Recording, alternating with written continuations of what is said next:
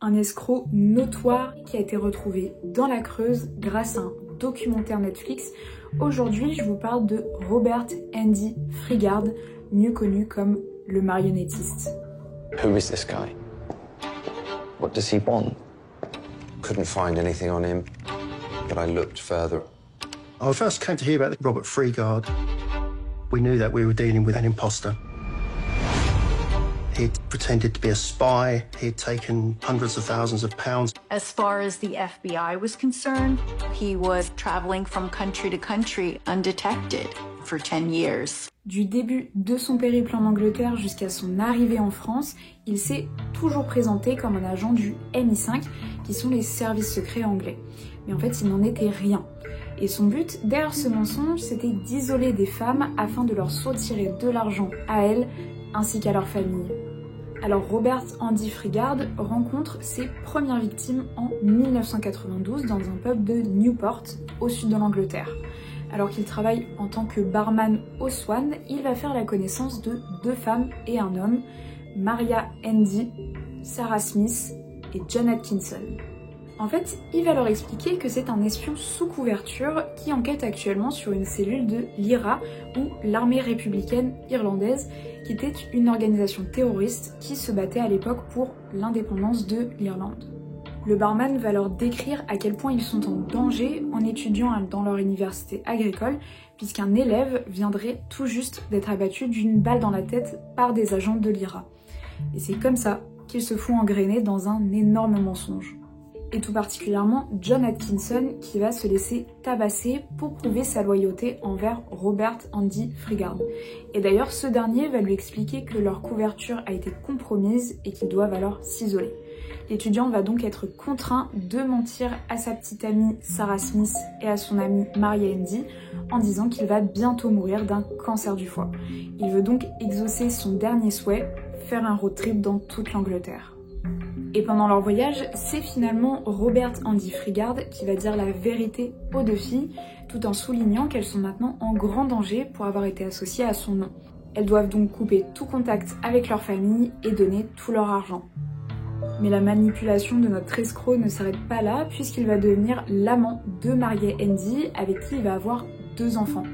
Mais il va la violenter psychologiquement et aussi physiquement, à tel point qu'elle va y perdre une dent. Alors qu'il laisse ses victimes cachées dans des planques un peu partout en Angleterre, Robert Andy Frigard commence à escroquer d'autres femmes, notamment Elizabeth Bartholomew, qu'il fait dormir sur des bancs publics, ou encore Leslie Gardner, à qui il extorque 16 000 livres. Si au fil des années, certains arrivent à se défaire de l'emprise de Robert Andy Frigard, ce n'est pas le cas de Sarah Smith qui, 10 ans après sa disparition, est toujours dans un sens emprisonnée par l'escroc. Et notamment en 2000, elle va être hébergée chez une nouvelle victime qui s'appelle Renata Kister. Et c'est à partir de ce moment-là que tout va s'accélérer puisque la famille de Sarah Smith n'a jamais cessé de la chercher. Et notamment son père qui a engagé bon nombre de détectives privés afin d'obtenir des informations. Les parents avaient déjà essayé de contacter la police avant, mais comme il s'agit d'une disparition d'une personne majeure, ça ne les intéressait pas grandement. Tout ça jusqu'à ce que Robert Andy Frigard contacte les familles afin de leur soutirer de l'argent. Et c'est comme ça que Scotland Yard, donc la police de Londres, va être informée de la situation. En 2002, la police s'intéresse notamment à la disparition d'une certaine Kimberly Adams, qui est une américaine qui avait indiqué à sa famille avoir rencontré un espion avant de couper les ponts. Et du coup, la police de Londres va s'allier avec le FBI afin d'essayer de la retrouver. Ainsi, ils vont mettre sur écoute le téléphone des parents de Kimberly Adams, ce qui va révéler que leur fille leur demande régulièrement de l'argent pour payer une certaine école d'espionnage. Mais comme ils vont refuser, c'est Robert Andy Frigard qui va prendre le téléphone et se montrer beaucoup plus insistant. Et alors au fil des appels, la mère de Kimberly veut céder et donner l'argent, mais ce qui n'est pas le cas du père, qui va contacter la police en leur demandant d'accélérer le processus. Et c'est comme ça que les forces de l'ordre et le FBI font organiser un plan digne d'un film de mafieux. En fait, pendant l'échange d'argent qui est prévu à Heathrow à la demande de Robert Andy Frigard, celui-ci est censé être interpellé.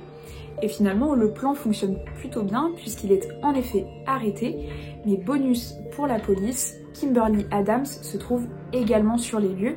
En fait, elle est restée enfermée dans la voiture de l'escroc. Il est alors mis en examen et jugé, et après 8 mois de procès, il va finalement être condamné à la perpétuité le 6 septembre 2005 pour 2 chefs d'accusation d'enlèvement, 10 de vol et 8 de tromperie.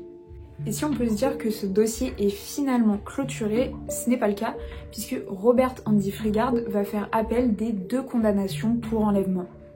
En fait, d'après le condamné, les victimes, elles étaient libres de partir à tout moment. Et finalement, c'est pas complètement faux parce qu'elles n'étaient pas physiquement entravées. Ainsi, la seule emprise qui a pu être prouvée, elle est psychologique. Et ça a mené à la révocation de sa peine pour perpétuité. Il ne va rester que 2 ans en prison.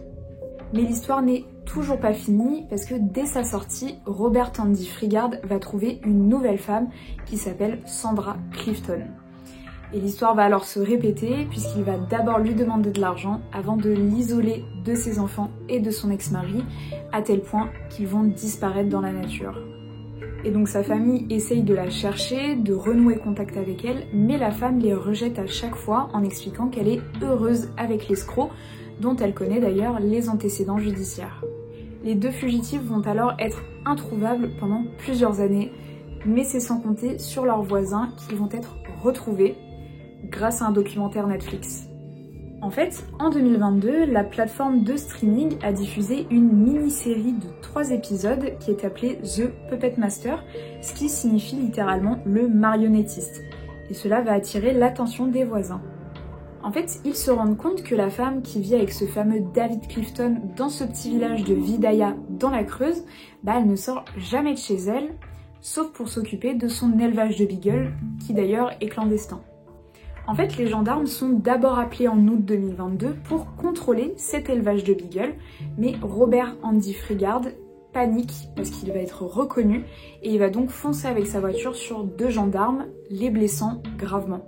Il y avait eu de nombreux signalements depuis plusieurs années, ça s'était même accéléré ces derniers mois. Les gendarmes étaient déjà venus sur place et puis finalement il y a eu ce contrôle vendredi après-midi avec les blessures pour ces 2 gendarmes. De ce fait, Sandra Clifton, elle se retrouve seule pour la première fois depuis plusieurs années et elle va alors être prise en charge et renouer avec sa famille. Alors pour ce qui est de notre escroc, il va être en cavale pendant près d'1 semaine avant d'être interpellé le 2 septembre 2022 en Belgique, près de Bruxelles. Il comparaît le lendemain devant le juge d'instruction de Halle-Vilvoorde avant d'être extradé 1 mois plus tard vers la France. Et donc la cavale de notre faux espion prend fin pour le moment après 30 ans d'escroquerie, puisque le 6 février dernier, il a été condamné à 6 ans de réclusion criminelle avec un maintien en détention pour avoir blessé les 2 gendarmes. Mais pour le moment, Sandra Clifton, sa dernière victime présumée, n'a pas porté plainte contre lui.